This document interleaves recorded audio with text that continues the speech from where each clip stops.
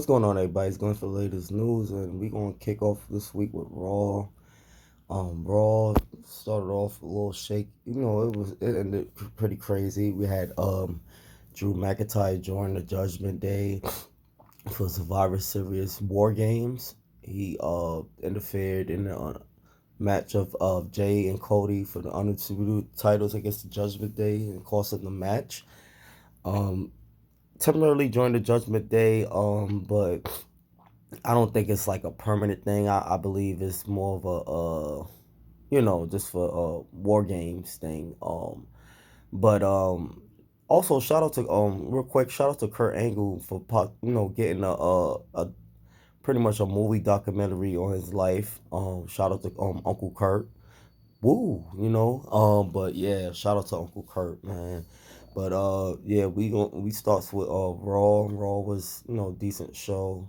Could have been better. I mean, this week of wrestling was, pretty slow, as far as NXT, AEW, all, it's just not really much of the same stuff that's still going on, but just they just, washing it up with great wrestling, because the wrestling is A1, on both shows, on both WWE, AEW, but it's just like the storyline is like, as far as storylines, it's like drying up, It's like not much there, It's great matches, of course, yeah, but it's not much of a story build, All with, in WWE cases, like more of the same, feuds or same story builds every week. It's like nothing really, new or whatever. But us as being fans, we still check it out. We still, and us content creators, we try to, give our opinion based on it, and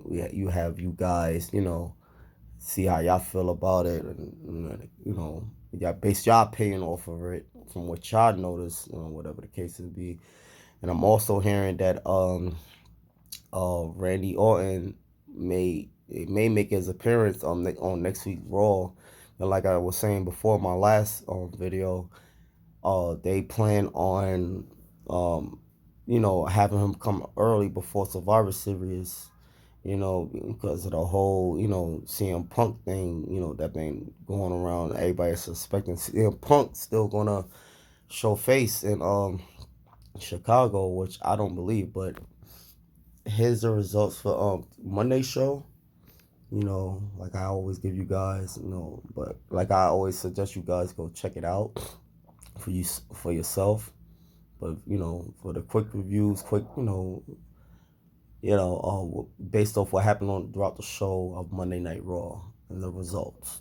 But yeah, they just more of a build up towards Survivor Series, War Games. They ain't gonna do nothing too crazy till then. Maybe they go all out the last week, which is next week with Raw and SmackDown before a War Games. It's gonna, yeah. Usually, but the week before of a pay per view, you usually get a little crazy. So, or days before, whatever. Or in SmackDown case, a day before.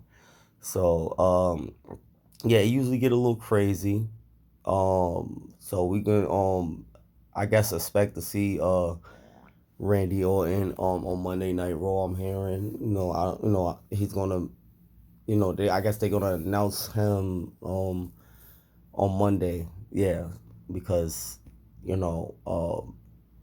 like I gotta say, I believe they were gonna save it for Survivor Series, but like I said, the whole CM Punk thing pretty much like ruined it.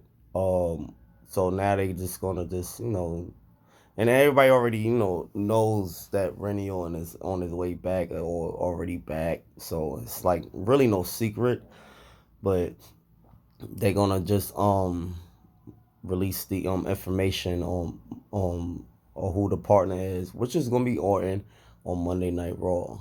You know, but yeah, it's not really nothing been too crazy going on as far as you know Raw, SmackDown, and NXT. It's just a bunch of the same build up feuds towards War Game Survivor Series. NXT. Brand Current is making NXT look good over there. Great tag team match over there as well. But it's like really nothing major really going on there besides, like I said, the Trick Williams and Carmelo Hayes thing that's going on, and Baron Corbin and Braun Breaker. The women's division is all right, but it could be better. This guy, I'm gonna call him Brian Pillman Jr.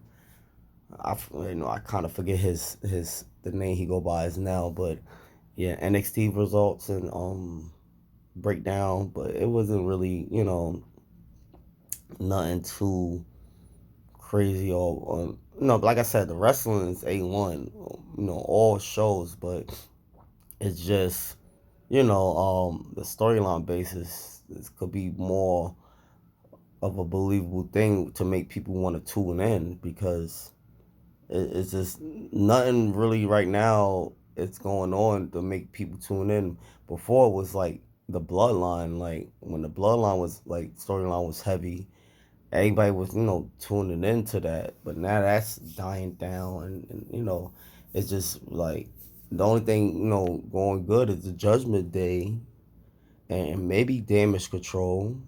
Shout out to Damage Control. Maybe them two, but those the only two factions really, and in WWE that's really doing something. Or maybe the New Heart business too, with Street Profits and Bobby Lashley. But yeah, AEW, like I said, with that this week was just MJF. He got his hands full. He got everybody on his back, and then we still got this devilish guy that they're going to reveal soon. I'm hearing.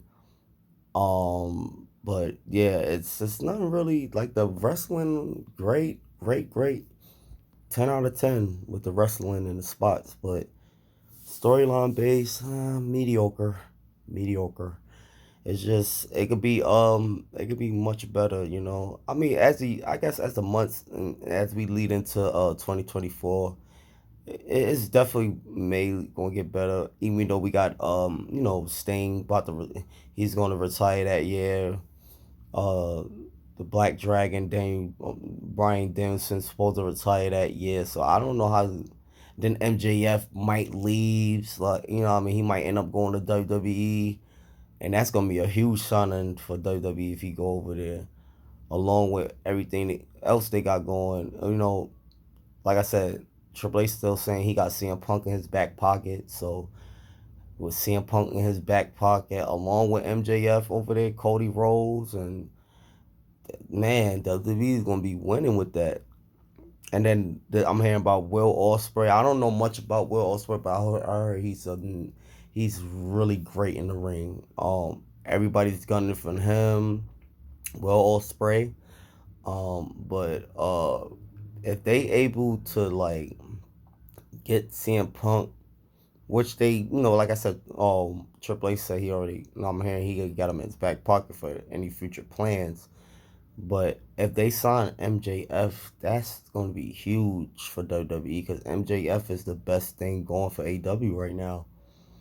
But as far as SmackDown, yeah, Solo had his, and Paul Heyman had words to say, bigging up Solo for his, win against John Cena at Crown Jewel, which was like, crazy, finish, but yeah, SmackDown was decent. We had a great triple threat tag team match between the Street Profits, Pretty Deadly, and the Brawling Brutes. Street Profits came on top. Shout out to the Street Profits. Hopefully they I don't think they gonna beat the Judgment Day though. Judgment Day's on a whole nother level, and they just I don't know. I mean, I hope the Street Profits could pull it off. Excuse me, but at the end of the day, Judgment Day is going to be a title to that rematch as well. LA Knights, he's still hot. They keeping him hot and elevated. He won this match against Jimmy Uso. Great finish. So LA Knight is pretty much still hot. WWE is keeping him. He's still just as hot as he was before he lost to Roman. You know what I mean? So shout out to that. But they will want to keep him like right there where he's at. So as far as damage control, they got Oscar in the fold now. Like I said, I don't know if she's like a full member, but yeah. The last member they able to find for their team was Becky Lynch. I kind of figured it was gonna be her. I mean, I knew it was gonna be none of the women they was going backstage to get, but I feel like I ain't gonna lie. I kind of figured it was going to be the man Becky Lynch, but I really thought it was in my opinion, this would have been a perfect time to break in Jade Cargill, man. That's who I really thought it was going to be, man. I thought it was going to be Jade, man. That would have been crazy. I feel like they dropped the ball with this one, but maybe they got other plans for Jade Cargill. But that would have been perfect spot for her. Or maybe just maybe, it could be a plot twist.